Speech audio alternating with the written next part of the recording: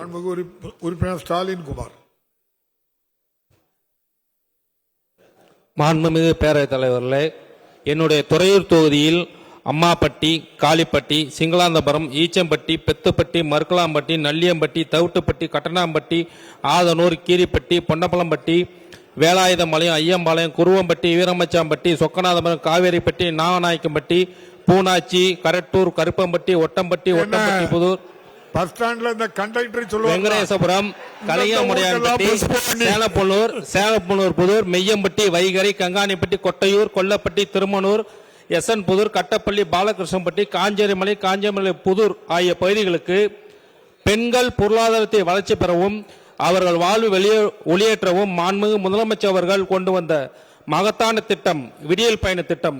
இந்த திட்டத்தின் மூலம் எனது தொகுதியில் உள்ள இந்த பகுதியில் உள்ள மகளிர் விடியல் பயணம் செய்வதற்கு புதிய வழித்தடத்தில் பேருந்துகளையோ அல்லது பேருந்துகளையே மாண்புமிகு போக்குவரத்து அமைச்சர் அவர்கள் இயக்க முன்வரார் என்பதை கேட்டுக்கொள்கிறேன். மாண்புமிகு அமைச்சர் அவர்கள். மாண்புமிகு பேரவைத் தலைவர் அவர்களே, மாண்புமிகு உறுப்பினர் அன்பு சகோதரர் ஸ்டாலின் குமார் அவர்கள் ஏற்கனவே அவருடைய தொகுதியிலே விடியல் பயண பேருந்துகள் இல்லாத பகுதி இருக்கிறது என்று குறிப்பிட்டிருக்கிறார். என்னையும் ஆய்வு செய்வதற்கு அழைத்திருக்கிறார். விரைவிலே வந்து ஆய்வு செய்து அவை உண்மையாக இருக்கும் பட்சத்தில் எல்லா பட்டிகளுக்கும் எல்லா பாளையங்களுக்கும் பேருந்துகளை விளைவதற்கான நடவடிக்கை எடுக்கப்படும் என்பதை என்போடு தெரிவித்துக் கொள்கிறேன். மாண்புமிகு உறுப்பினர் சுந்தர்.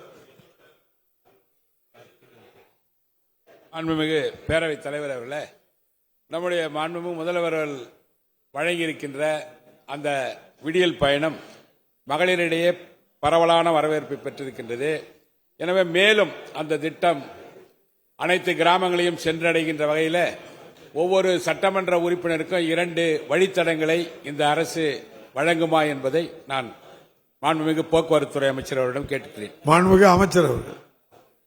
மாண்புமிகு பேரவைத் தலைவர் அவர்களே, மாண்புமிகு திராவிட மாடல் முதல்வர் அவர்கள் புதிய பேருந்துகள் வாங்குவதற்கு உத்தரவிட்டு அவை படிப்படியாக வந்து கொண்டிருப்பதை மாண்புமிகு அண்ணன் சுந்தர் அவர்கள் அறிவார்கள்.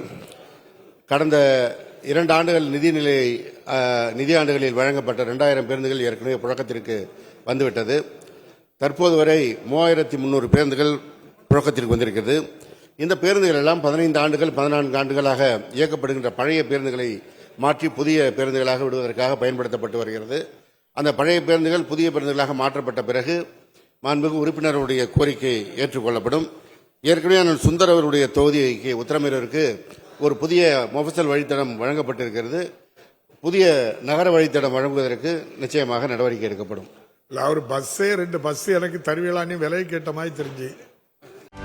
செய்திகளை உடனுக்குடனும் துல்லியமாகவும் தெரிந்து கொள்ள சப்ஸ்கிரைப் பண்ணுங்க.